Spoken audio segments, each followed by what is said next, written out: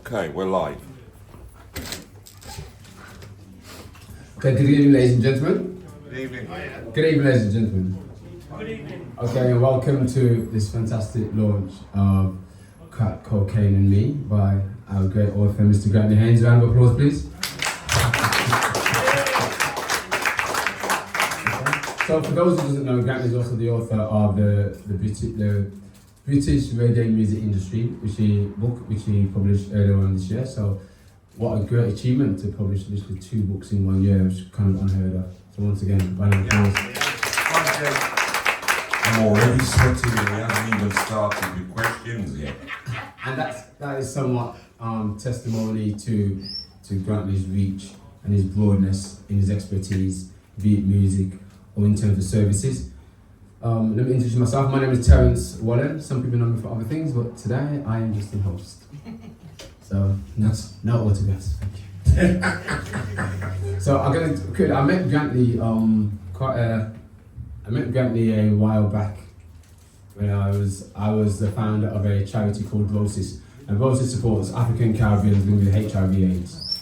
So I set up this charity, and whilst we were doing our bits, HIV was our bag, and we secured lots of money and employed lots of staff. And part of our service delivery, we wanted to expand into criminal justice and substance misuse. So we've spoken to the Home Office and so on about the criminal justice side.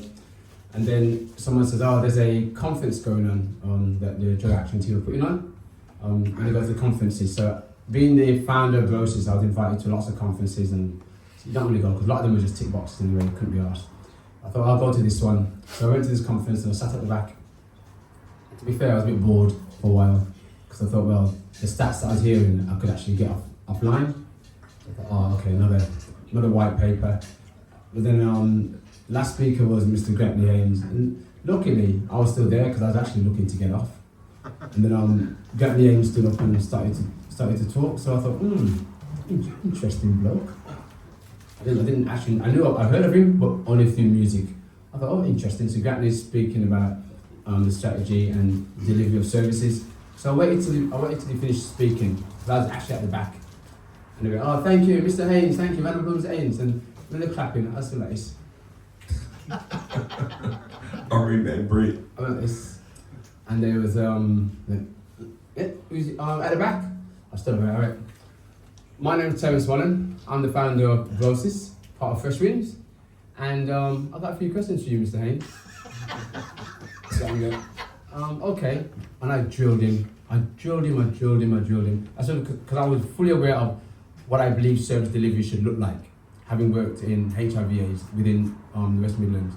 And I knew that in terms of a lot of my service users were also substance misusers. So I was grilling Grantley, certainly about his community engagement and what he understood about community. And also, more for myself, is how authentic he had to be in order to convince me. Because anybody can sit behind the desk and push pens. But if you haven't got authenticity to work in a community like ours, which should be the so-called hard to reach or easy to ignore communities. So I drilled Grantley, I drilled him, and funny enough, he answered every one of my questions, and I was so impressed. I said, I'm going to find this guy afterwards. So afterwards, contacted the dad. You know that geezer that was talking at the I need to speak to Grantley, and literally the rest of the history. I needed funding to secure my funding for my drug workers, and to Grantley helped me to secure funding for my drug workers, and the rest of the history. Years has passed. Laura stayed in touch. He's helped me through many situations, many emotional situations, and I think that's also a testimony to him writing books as well. Is that Grantley's heart is always in the right place, and that makes a difference when delivering any service. So that's very much how I met Grantley and why I'm here today. So Mr. Haynes, are you ready for your second drilling? You've had it before. We're going to start off light. Oh gosh. We'll start off light. And I'm an academic, so the questions are not easy. First question is, if you want to just, for those, most people may know you, but for those who don't know, just a little bit about yourself. Where you're from and a little bit Well, I'm from the area of Borsal Heath. Originally, as a family, we lived in one room, called at the Belgrave Hotel at the time, And it was quite tough because when my mother went into hospital, I remember this, when my mother went into hospital to have my youngest sister, we were put into care, 3 of us, and we was in care for about 3 weeks, sorry, because that's when they used to really give the best treatment at the time in the National Health Service. So we went into care, and my mum, when she came out of hospital, she said I had to come and get you straight away because you looked terrible, and all you kept on saying to me was, "Mum, I want some nice rice pudding." So I remember that. And then another thing I remembered living in that one room in that hotel was that there was a fire, and I only knew about the fire when I was at school. I was about 6, and one of my friends came and said, "Grandy, your room's on fire, and your sisters have gone to hospital." That was my youngest sister and my second youngest sister. And I, for the first time in my life, I witnessed that death could be part of our family, and it really shook me up. And I remember from that day on, I kind of looked after my sisters. I remember once I heard that there was a fight at St. Barnabas, and my 2 sisters were getting bullied. And I ran from my house, which is by the Central Mosque, to Ladypool Road. And I ran from there and stood up in front of the girls who were fighting, and I stopped the fight because I said, "You do one more thing and I'm going to get involved." And there was lots of guys around there, and I said, "I don't care how many guys I've got to beat, I'm going to beat you all." So the fight stopped. You ain't changed it. No, not really. But I'm more conservative now, shall we say. Absolutely. I remember those days. I remember my mum pushing 50p's or half a crowns into the back of the television for us to watch TV, and then it ran out and she'd have to go next door, right? She'd have to go next door, and it was painful, really, really painful, because that's when I realised that we were poor. I realised, that we had to go outside. This time we'd moved to Sherborne Road in one of those back alley houses, and a back alley house meant that you had the toilets outside. And I remember once my mother, it was really cold, a lot of snow, and my mother came in and she was really, really, really cold, and she ran up under the bed to get warm, and I saw her crying, and I said, "Never, as long as I live, Mum, you will never be poor again." And I made sure that is like that to this very day. I'm protective of my mother with a passion that nobody knows really, except my youngest sister. So, a little bit about me. Then I moved on in sound systems. I had a DJ set called GT Records, or GT 600, and it was the passion of my life. It's where I met Pat O'Banton, it's where I met Peter Spence, who started me off in the music industry. I then went on to manage Tipperary, to work in the music business, to promote one of the world's biggest MC clashes at Maximilian's Night Spot, where Pat O'Banton, Tipperary, Papa Levi and Maccabee clashed. The road was blocked, and that's where I learned how to talk to the law officers, you know, and be a bit tactful and diplomatic because they would have closed me down. So I then moved on to manage Pato in his international career, Tipper in his, and to some distance to set up a system of my own called GT Management, along with not only a really good friend of mine, but my business partner Keith Brown, and we managed GT Records and Management for some 13 years, working, promoting dances, you name it, whoever in the British reggae industry, Aswad, Steel Pulse, Maccabee, the names just go on and on and on and on. But one of my greatest passions is when we moved on and I left the business and I came back to the UK because I wanted to be near my sons and my family. Because you imagine being away from your family for the best part of 3 months. It's not easy. You lose a lot of friends, you lose a lot of loved ones, and sometimes it does rip your heart apart. So I'm not being emotional here, I'm being really emotional. Sometimes I used to shed a tear, you know, not for the fact that it was £1 a minute on the phone, but because I missed my family, my 2 sons. So let's move on. Thank you. I'm not going to talk about that, but I'll talk about what I do now. I wrote these 2 books, and I asked Tony Kelly to help me proofread it, and he did a sterling job. Terence Wallen, who's on my left-hand side right now, he had a look and he says, Grantley, give me the manuscript and I'll look through it and I'll take you through it page by page and we'll make sure that it's right. So another thing I've got to thank Terence for is helping me proofread my book. Without him, Tony, and Keith Brown's wife, Marcia Brown, for telling me, you know, Marcia saw the manuscript and she said, what about you, Grantley? You know, you tell stories, but it doesn't sound or come across like the manuscript. And I said, because I'm not trying to put forward an ego. She said, it's not an ego, it's what I want to hear.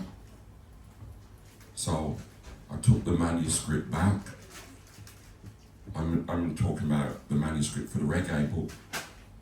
But the manuscript for the crack cocaine book, I asked a really dear friend of mine who, he and I spent time at Lucas Keensel, Lucas Great King Street. His name is Ernie Hendricks. He's a very, very intelligent guy, a well-read guy, and I felt that he could help. And I gave it to him, and he had a look at it. I also gave it to a friend of mine, Mandy Gackel, and I also gave it to a friend and work colleague of mine, Phil Granger, and they all got together, and together we've got a great piece of work. So I thank them as well as the stuff that I do. So over to you now, Terry. Okay, you haven't done much, have you? And Okay. guys, I don't know if you know, this guy over the last 2 weeks has been the voice and the presence of Gregory Isaac. He's played the cool ruler, right? And he has been totally, and before that ever happened, he said, I want to be there, I'm going to drill you. Yeah? Just like, yeah, a lot of other people in this room. Yeah? They've drilled me. You've made me the person that I am. So, you know, even people like Kevin, you know, but he's the voice of Gregory Isaac. And there's a lot that you're going to hear about him over the next 2 or 3 weeks. All right, I'm not going to say any more. Good. So, over to the crack cocaine treatment in me by Haynes. So my first question, Mr. Haynes, is a simple one. So what was the exact moment or experience that compelled you to step into drug services, specifically focusing on crack cocaine? Well, I remember that clearly. I was going to the barbers in Harlem because I was in Harlem and it was a place that I really wanted to go and visit and just hang out for a whole day. And I was there, and while I was in the barber's ready to get into the chair, I said, "Is the toilets around somewhere?" They said, "Oh, the restroom is in there, man." So I went through, and it was right round the back. And I saw a woman doing what I didn't understand. She was smoking from a pipe, and it was a pipe that was a can, and she looked like she was enjoying this pipe. Now, after about waiting in the queue for another hour and a half, I went back to the toilets, and she was on her knees, and I don't want to say any more, but this guy in front of her, and I saw her on her knees, and I really felt hurt. I really did. And I thought, how much did she get paid for that when I went back in the room? And they said, "Oh, about $2. Right? $2. Yeah, $2, man. This was in early 1980s, like 1982. And I said, "Boy, if that comes to England," they said, "It's gonna get to England." And I knew then that I wanted to do something about crack cocaine. Then I had family members who lived in the Bronx, so they knew, and I said, "Take me to one of these places." And one of my family members took me into a crack house, and just as you see on the TV, that's how it was. And I thought, wow. And I saw them lined up. But I also saw or witnessed the Lincoln Clinic in the Bronx, where there was about 80 people, just like you are in this room, waiting to get acupuncture. And I spoke to Dr. Michael O. Smith, who told me that if I wanted to come back to New York, that he would train me to do acupuncture, and he would tell me the do's and the don'ts of working with crack cocaine users. Okay. And that's how I decided to leave the music business. Not only for that reason, but because of my sons, as I said, and because of family, and come back to the UK. I came back to the UK, did a degree called a Bachelor in Philosophy and Education. I went into youth work, and then I saw an advert for the job as crack outreach team manager, and I applied for it and got it, and that's where my role in crack cocaine started. At that time, it was 1997. How did your university studies impact on your understanding of the drug crisis? Because I did a piece of research in the area of Wheelie Castle, and I went round to all the young people that I'd met, and I asked them if they used drugs, and they said to me, "Yeah, we use weed, man."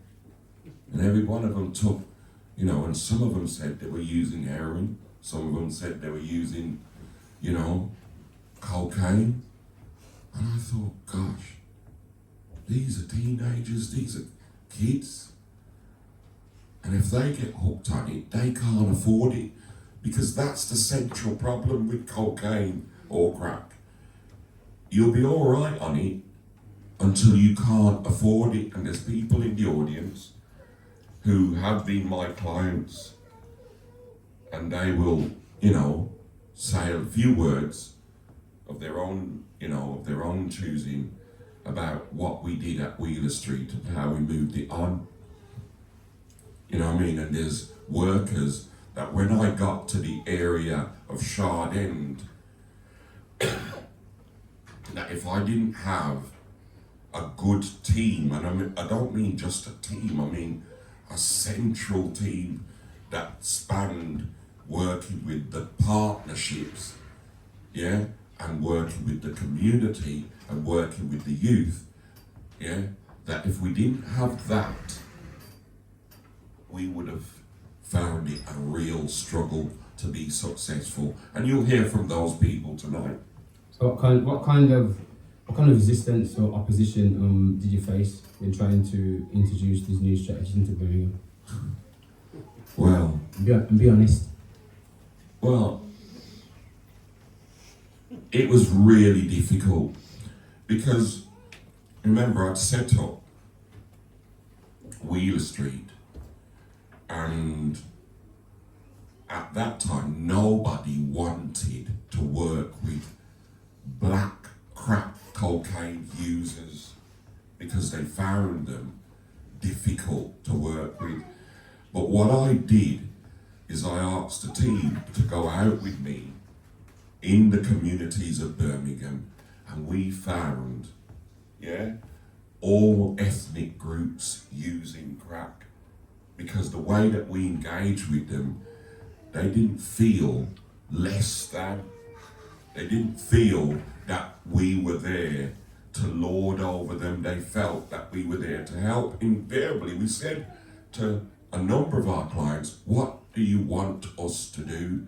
Because I was, as a team manager, I would say treatment, first of all, equals help.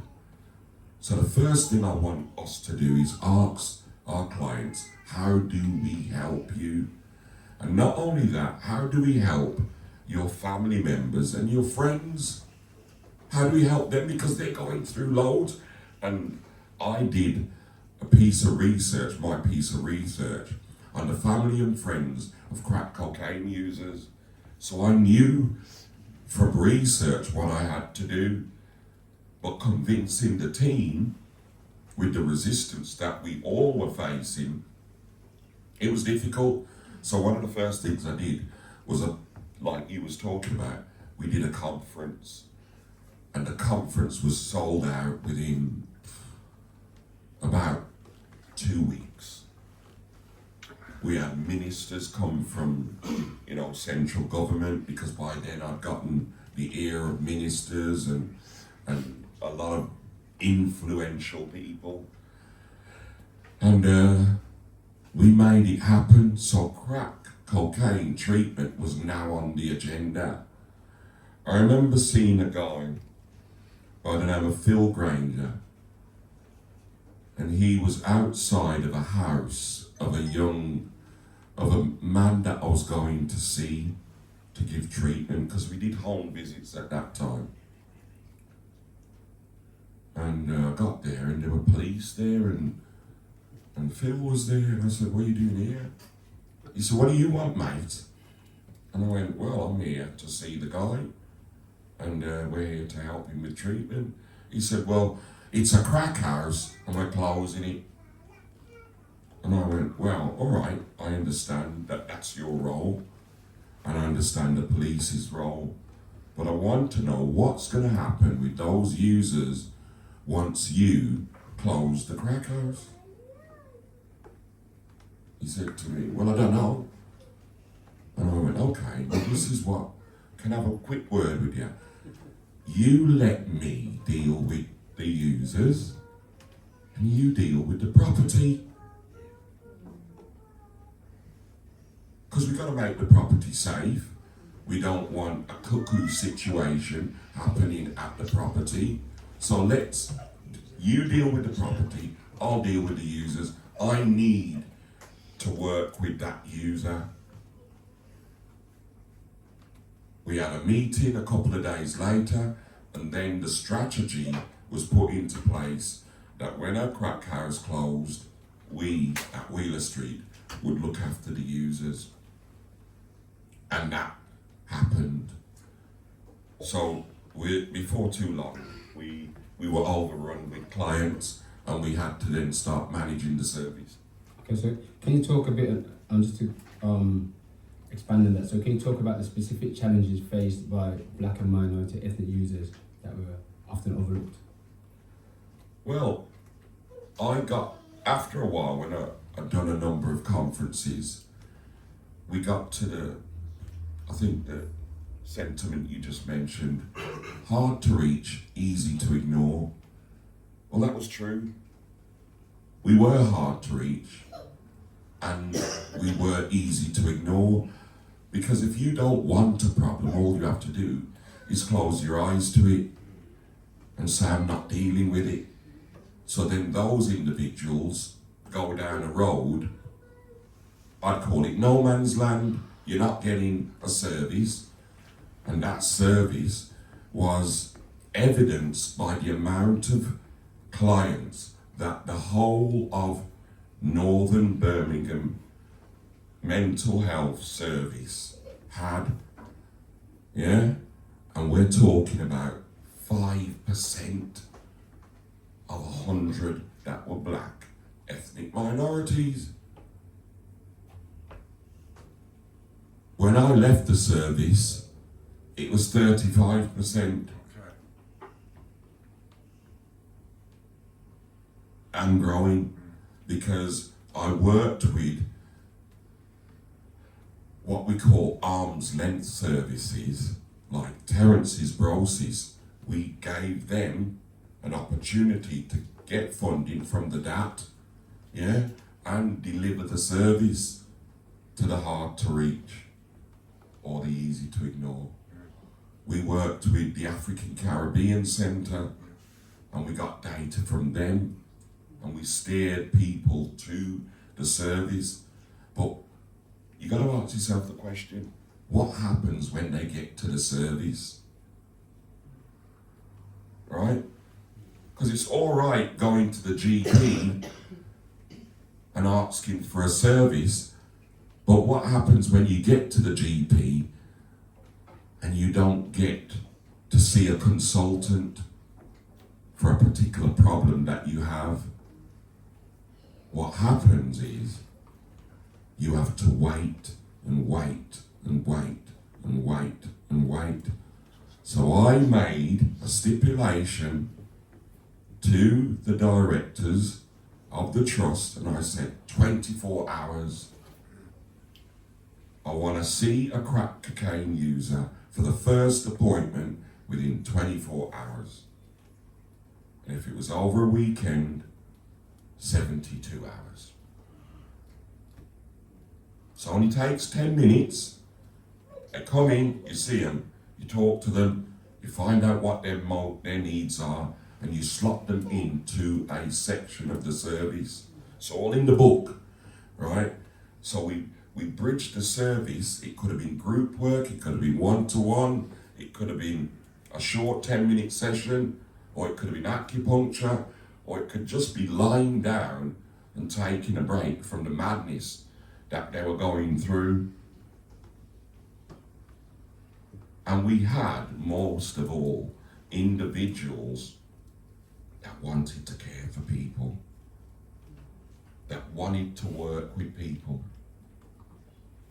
Understand what I mean? That when you walk up to the door, terrified because you've just been wired all night, you walk up to the door, hello, I'm so and so, I've come for an appointment.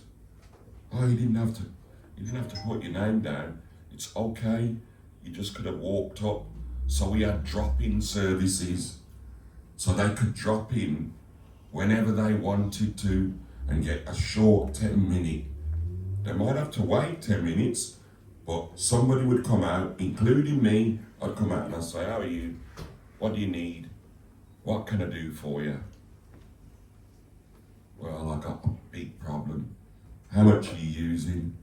Sometimes people would walk into that service that we're using over £1,000 of crack cocaine, yeah, a week and more. Because remember, crack cocaine you can use as much as you want. The worst that can happen is you'll have a heart attack or a stroke. If you're using heroin, that's a different ball game. You're gonna OD and you'll die. But crack, it's not the same. What you do get is a reduction, and you start to feel really bad mentally. Mentally. So a lot of my clients would come in and they're in tears. I mean, crying. And I'm in front of them and I've got to somehow guide them to see a light at the end of the tunnel. And sometimes they couldn't see it. So slowly but surely, we communicated with our partners how we're going to do this. So the questions sort of split up, so that was very much around community. So I want to speak to you a bit about strategy development and implementation. So writing a strategy that would shape treatment for the city, which you've done. Yeah. It's not easy feat, as we know. How did you ensure it was both innovative and grounded in reality? How did you get the balance for it to be innovative but grounded in reality? Well, first of all, I looked at what really we wanted to do. What was the scale of the problem in Birmingham? Who needed to know? So first of all, I did something that was groundbreaking.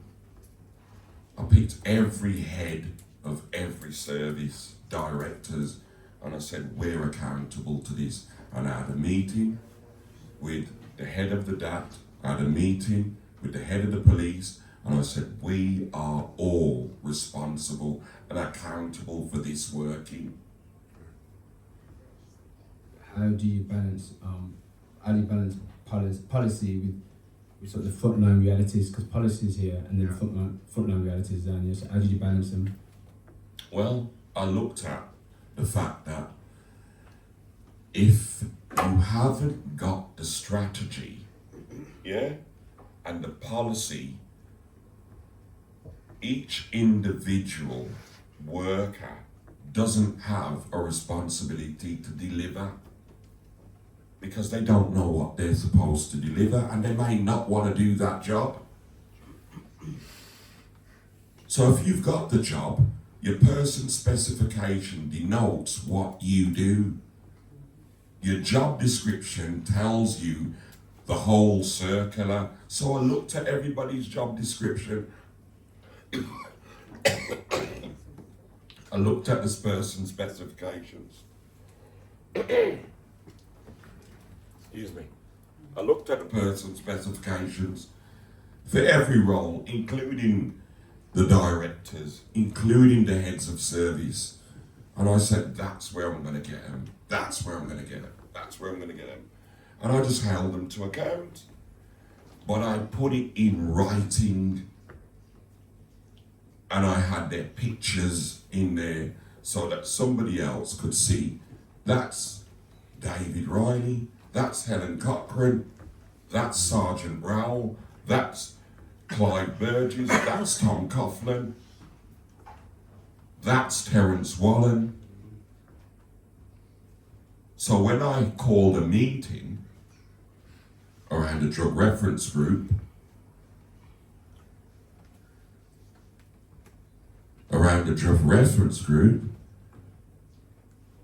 I said two things.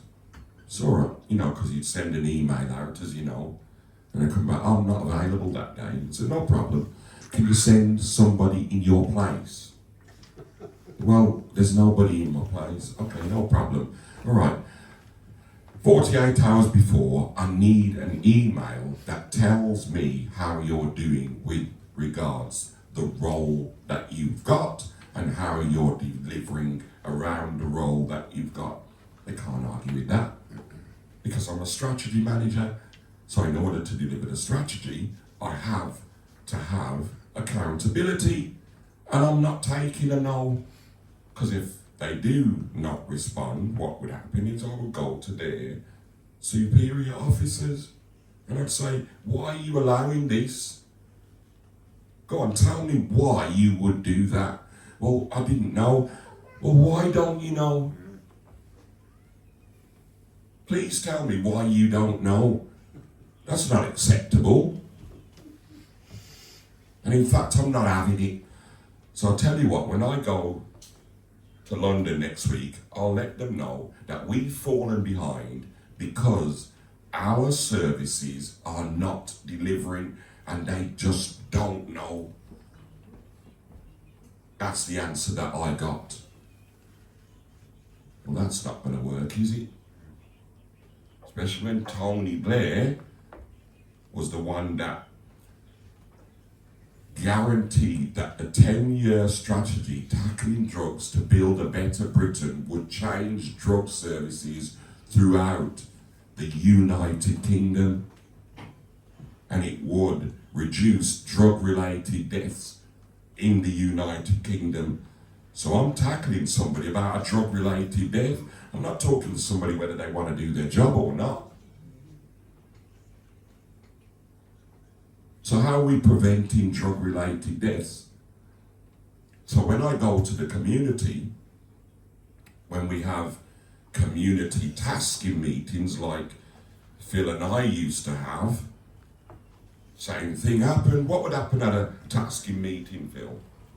We'd have a document that was generated by the community themselves, so they'd raise issues and we'd put it on a template and we'd allocate officers to work to that specific issue, and then we'd task them. We'd have a traffic light system and they'd have to come to the next meeting and give a progress update. And as Granty said, it's a great way of holding people to account, because the one thing people don't want to do is come to a meeting and say, I haven't done anything about it. Yeah. You can't get away with it, especially if the members of the community are sitting in the meeting and they're holding you to task about something they've raised. It's very hard to hide from it.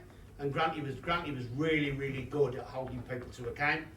And if Granty didn't get them, then I got them. We got them between us, didn't we? Yeah. And we used to have, you know, on the tasking meetings, there would be 30, 40, 50 issues on a tasking sheet, and you'd think, God, that's a long-winded meeting. That would probably take about half an hour to get through that if you've got the right people there to give you updates on it. And then of course when you started getting your actions going green and they started dropping off, they get used to then the community had confidence to bring up other issues. So it was an ongoing, it was a building confidence process as well, and about getting the community to raise their issues and not being afraid to task people and ask, Granty, what have you done about this? Philip, tell us, what have you done about that? You know, and they got used to that. And to me, it was brilliant to see the confidence of those individuals.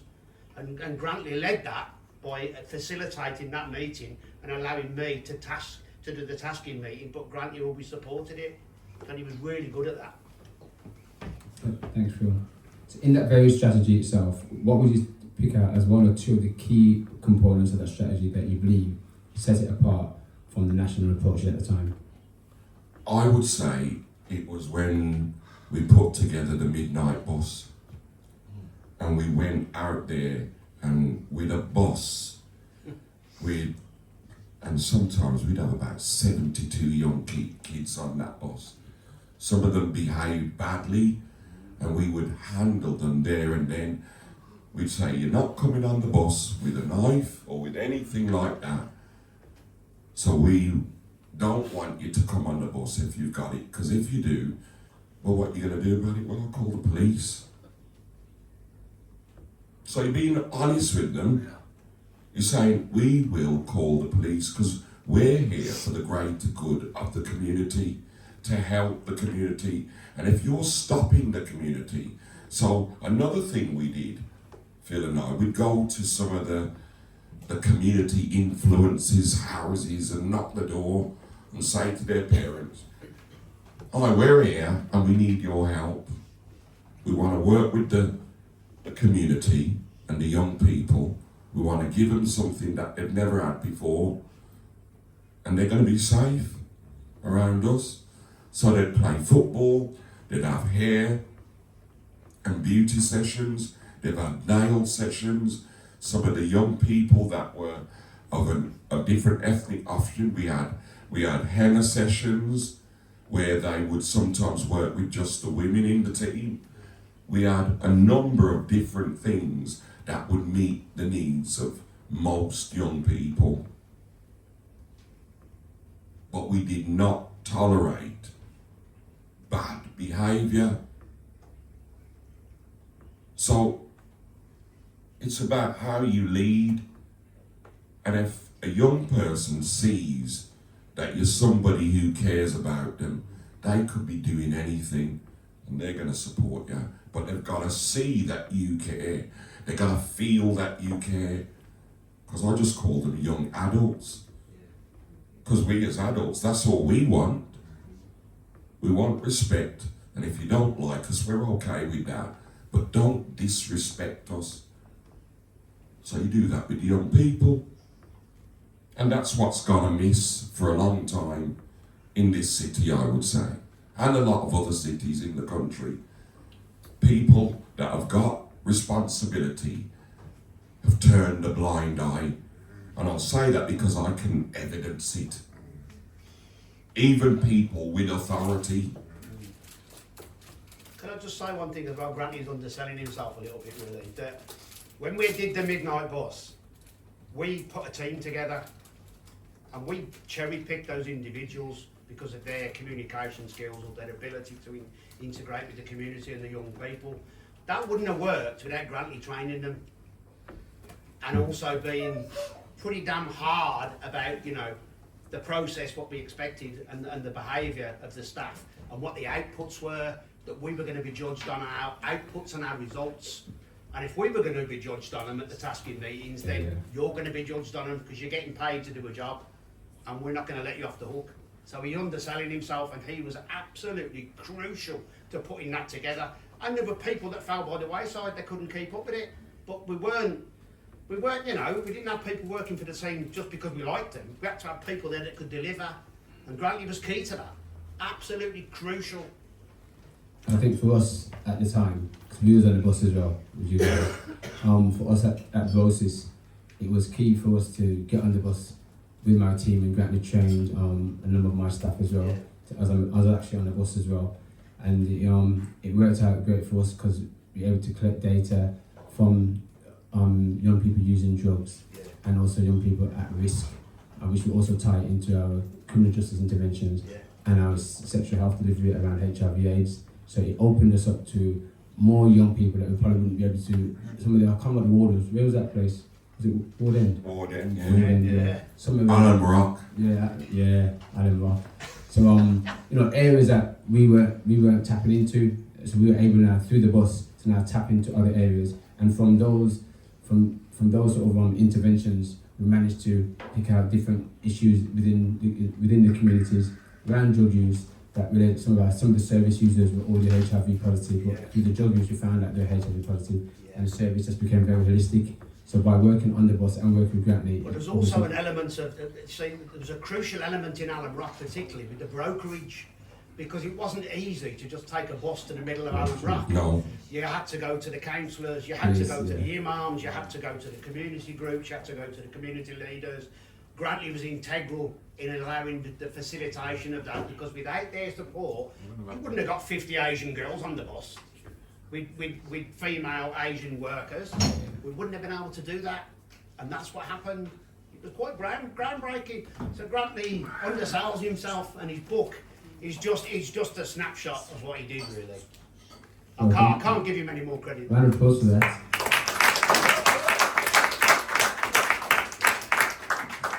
But I just didn't want to earn the money. In fact, after a while, the money didn't mean a lot to me, because what I wanted was delivery.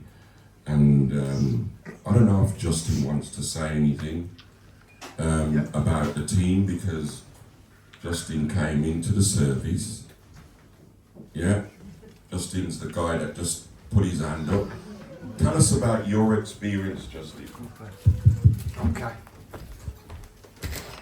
Welcome everybody. Hope you're enjoying the show. So I'll touch on a few points. And maybe lighten it up a bit. Yeah. So I walked in after searched for help on Ask Jeeves, I think it was before Google.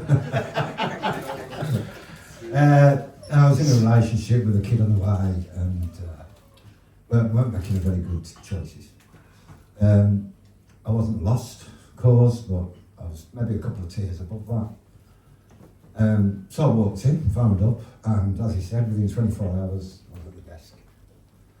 And met Grandma, who decided not to pass me on to one of his other very able colleagues. He sort of took me under his wing, so to speak, and gave me some of his treatment,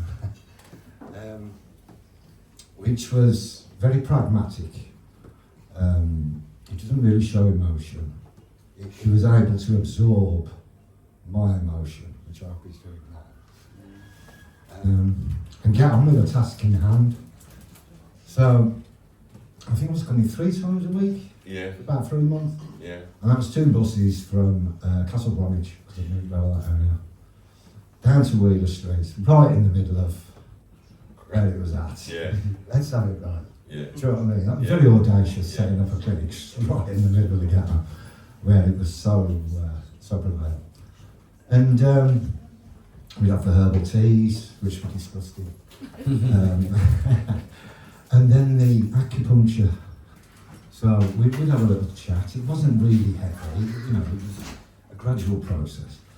But we'd have the tea, we'd have a chat, and so I'd go with so-and-so, and she'll put your needles in, 7 copper needles in each leg. Plenty of space on mine for those. But then, so, sat with these needles hanging out, come downstairs now, lie on the yoga mat, and just relax, just for half an hour, 3/4 Sound. After about a month, 6 weeks, I'm sat there doing the crossword on the daily stuff. I'm not relaxing at all, and he kind of come down and took these needles out. I said, I think that's enough needle therapy for you, Justin. We've got as far as we can. Another time I went in there and he gave me a cup with stickers on the side. And he says, we need you to do a sample of urine. Have you been taking anything? No. Well, just go in there and have a wee. And we just need to test it. So I'm in the toilet. Grantley, I can't wait. What did you say? I can't wait, it's not coming, Grantley. He did one a week. He said, turn the tap on, Justin. You'll soon be raining. So I got both faucets on, hot and cold. Sure enough, I filled the cup. I had to tip a bit away. I opened the door, give him the cup. And really, what he said was, do we need to test this? We both know the answer. And it was positive. Well, it didn't, you know, he told me not to beat myself up about that. It's expected. You know, you don't just stop overnight after 2 or 3 weeks. So I was able to deal with that bit of a low point when I wanted to impress the guy and, you know, get on with my treatment. And then the other time was I had to get the bus. You come out of Wheeler Street, you do a right, I get the bus stop opposite the flats, right next to the flats. And one of these flats was where I used to score. And I missed my bus and then scored. But I told him, I was 48 hours on back in from the next day, I told him about this. He says, well, just get the bus stop after that, Justin. So I started that, and like I say, I never bought a deal from that flat. But yeah, after 6 months, I was deemed all right, come off the treatment. 4 years later, I'm back at the clinic. I don't know why, I started using again. All of a sudden, I started working. I think I've got a bit of dough in the hands, you know what I mean? And something just got me on my vest back, up to front line, and a bullet piece. Well, that didn't last long before I was back there. But I received a totally different care package there. It wasn't about getting me off the substance, it was about managing it and doing it a bit more safely, and then let's get that bit right first before we go any further. And then I eventually moved to Leeds for work, and that's when we finished our treatment. It was a bit of a abrupt finish, but I had to go. And I've been there ever since, and that's where I met my fiancée, Jo. Oh, So, wicked. So that's one of the biggest things with Grantley's help and his team. I was able to move on in a bit of a convoluted way. Not all my demons have gone, but the ones that are around are tamed. And then, like I say, I moved to Yorkshire and met this beautiful woman. So, thank you. Thanks. You're crediting yourself. And that's about community treatment. That's not rehab. Because I felt that rehab is good, but you've still got to manage when you come out in the community. So that the rehab is great for some people. 12-step is great for some people. And abstinence is great for some people. But you have to deal with the individual as you see the individual. And the one thing I know about getting clean is honesty. If you can be honest with your family and friends, they stop you from using at times. And when you can't, you can go to them and have a conversation with them. You know your sponsor. Yeah. So thanks ever so much, Justin. No worries. Thanks then and thank you now. Thank you, Cheers. Scott. What I want to ask you, so we're going to go a bit about reflections now. So what was the emotional and psychological toll on yourself of being at the forefront of such a heavy, politically charged issue? Well, probably divorce, I'd say. You know, you're coming in, you're going to work or getting ready for work, 7 o'clock latest, coming in at 10:30, 11, and then you're on the phone. I don't know many women or men that can tolerate that, whether they love you or they don't. So, and your kids suffer, your family suffers because they haven't got the one person that is so great for everybody else, but hold on, you ain't got no time for your family. So I think that's the toll. So it's similar to that of when I was in the music industry. Yeah. Thanks for that. Thanks for sharing that. So, usually honest and open. How do you think the criminal justice system still falls short today, particularly regarding crack cocaine users from marginalised backgrounds? Well, the criminal justice system is there to enforce on issues related to breaking the law. So the first thing you've got to remember is that they don't have to understand. But I always used to use with my team, and sometimes even with Justin, I looked at Justin and I said, seek first to understand, Justin, then to be understood. And he'd go, hold on, run that by me again. I said, seek first to understand, then seek to be understood. So if you break it down like that, and if you break down the theory of paradigms and the paradigm shifts that we go through every day, because we're thinking one thing, hold on, that's not right. But what's your role? If you see something that's not right, surely part of you says, let's do something about it. So the shifts with me are inbuilt, they're part of my DNA. Just like I said to you on Sunday driving home,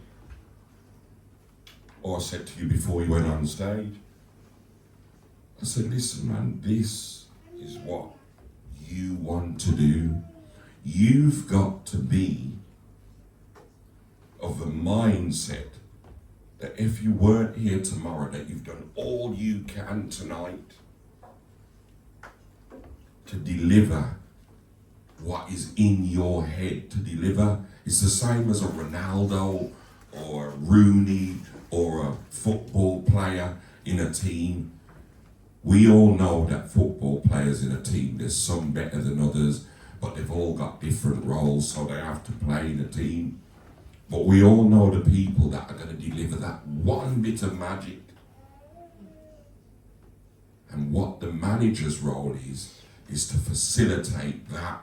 When you're talking about a Muhammad Ali, Angelo Dundee role was to say to Muhammad, I've got to create opportunities for you to do what you do best. That's a manager's role. Yes. And if a manager can't do that, then don't manage. That leads me on to my next question actually, which asks, what role does ethnicity play in how job users are treated, and how has that evolved, if it has evolved at all? Well, I'm not saying everybody has got written in them DNA discrimination, because when I started to study, I realised at university, when I started to study, I realised that my dad was sexist. I realised that I was sexist. But there's at a time, like I said, if you know different, you got to start to do different. And if you're gonna, what I think now is, if I'm gonna pick up my hand to hit a dog, I gotta have a good reason for it. If I'm gonna hit a child, I've gotta have a good reason for it. So anybody else, I've gotta have a good reason for it, or else I shouldn't do it. Because how do I know how that's gonna end, first of all? How is it gonna end? It might end with a death, it might end by me dying, it could end anyhow. But you sure as hell know that if you talk and you put your point of view across, somebody's got to respect you. If you can't talk, then don't. Leave until you can and come back when you can. I remember once I had a manager that was talking to me, and they was telling me, I want you to do this, this, this and this. I said, do you think I'm a monkey? And they went, what? I said, do you think I'm a monkey? I said, I've got to go. And I just got up and left the room.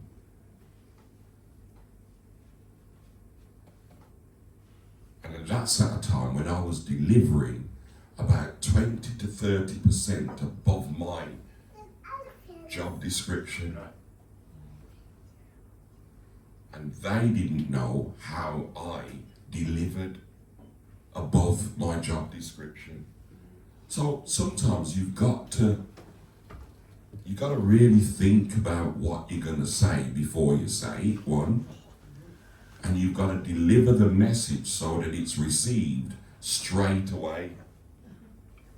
So to receive opposition out in the street, so in the communities we're trying to deliver a service, especially in that communities like Newtown and Hamsworth. You've got to understand the community, and you've got to go in there. You can't just turn up, oh, I'm here to do this because my job is this. No, you go in there and you get to know some of the people within that community.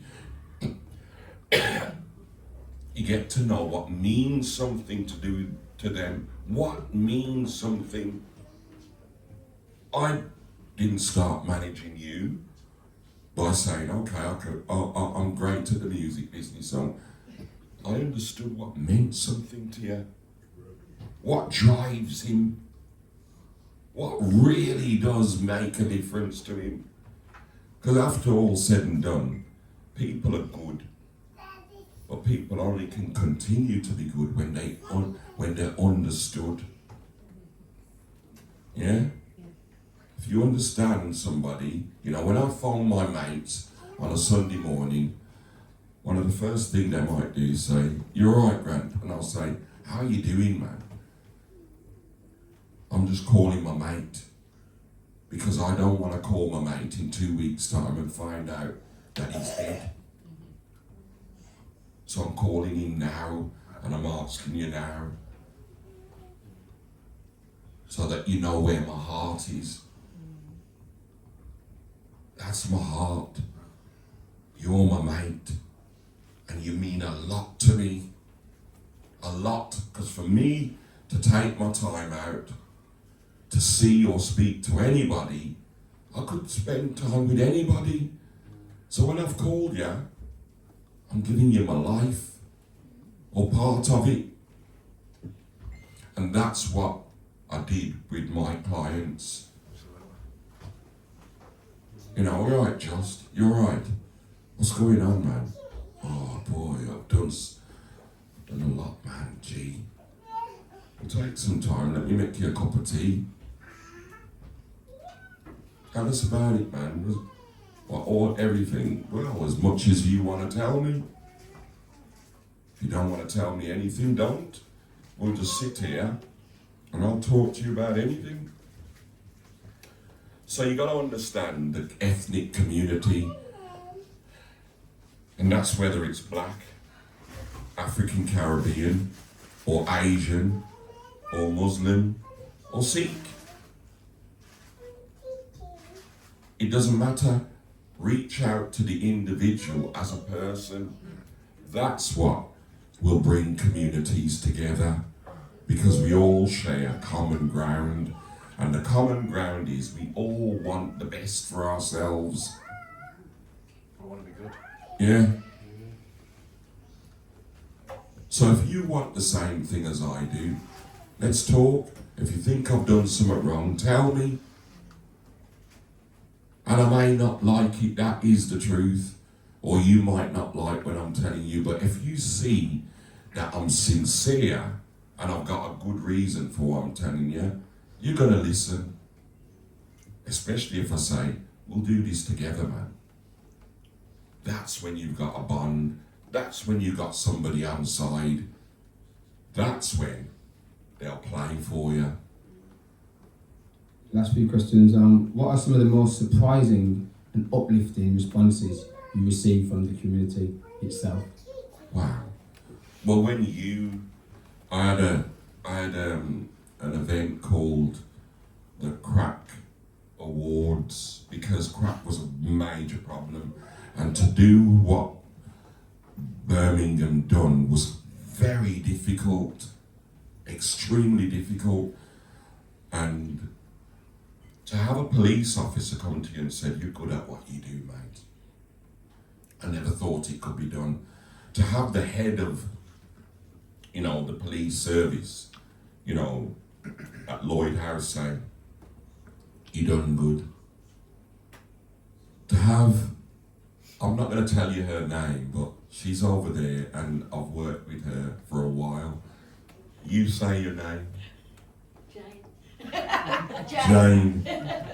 Jane has worked around me and has been a friend of mine since I had GT600. And we used to do parties after the Earl Grey. And I remember taking Jane and a couple of her mates all the way up to Northfield, I think it was. And beyond. Yes. So you get to know people, and I worked with Jane in the area of Hodge Hill constituency, and the area of Shard End. And Jane, you don't really understand how great people are until you really start struggling yourself, and they pop up and they say, you need any help, Grant? I'll sort that for you. And it's not about money, it's about respect, and it's about help. But can I just come back to you? Yes, you can, Jane. The phrase hard to reach is not one of my favourite phrases, because I don't believe that people are hard to reach. I think that people don't take enough time and they don't care enough to reach. And I think you hit the nail on the head. People go into communities because it's their job role. because their job description tells them to, but that doesn't give you an empathy or an understanding or a real or want to help people. And I think that's from the days of you driving a van. And can I just say, I was shoved in the back of the van with a speaker. Oh gosh, that man. And our paths have crossed in so many ways. Yeah. Professionally, socially, but I think what comes through all of it, number one, your bravery, because you were never scared to push the boundaries. You would never take no for an answer. But you care, and I think real knows real. So, you know, people who care, they recognise each other, and they just keep pushing and pushing. And it's not about the money, and it's not about the targets if it's your job to do. We've been there. Right. Another great Mr. Yes. here. Yes, But yes. I think you know who's in your corner. You recognise your tribe. Yeah, And I think that's what shone through with you. yeah. Thank you, Joe. Thank you very much. And that's, yeah, I can certainly second that as well in terms of Grantley's his determination to support us, because I was much younger at the time when I set up Brosis, but he's seen that I had a vision. He's seen that it had lifted up. He's seen that I wanted to expand. So I only started off with 4 staff at first, and then we went up to like 10. Then Grantley got us up to 15. You know, it was Stephanie Savage and other drug workers, and just to be able to support I'm from Andrew, a young black man who had a dream. I knew I could do it. HIV/AIDS was my bag. That's the bag I went and trained in and qualified in, because I knew I was good at what I do. And to get into communities, and you know, we very much had the monopoly of literally everyone who was HIV positive within the community. Then it stretched, but to have Grantley's support from a drug standpoint, because a lot of my service users were HIV positive and drug users. So to have Grantley's support, not only in terms of the service, but supporting us as young black men and black women in a service that was predominantly white at the time, to sit around tables that, you know, I was put on community engagement board, I was put on loads of different strategy boards, which I think, oh, Grantley got a towel, you're on this board, Monday morning, get here at 9 o'clock. And I'm turning up to his meetings in my jeans, and Grantley's like, this is Terence Wallen, he's the founder of Brosis, sent you the details, and they're looking at thinking, oh, okay. But just to be able to sit in those circles, and then I'll be able to bring through my team. So the saying is, a great proof of leadership is not to create followers, but to create more leaders. And that's what Grantley does. It just creates more leaders instead of more followers. So I second you, Jay. Okay, at this point, before we go and open it up to the floor, yeah, because I know you've all got questions and we want to do as much as we can to answer those. We're going to take 15 minutes, go to the bar, get yourself a refill, or go and have a toilet break or a fag break, whichever one suits you best. And I'll see you back here in 15. Okay. Take a break. Music maestro. You got mate. I get none. You're good, you are. How long is about?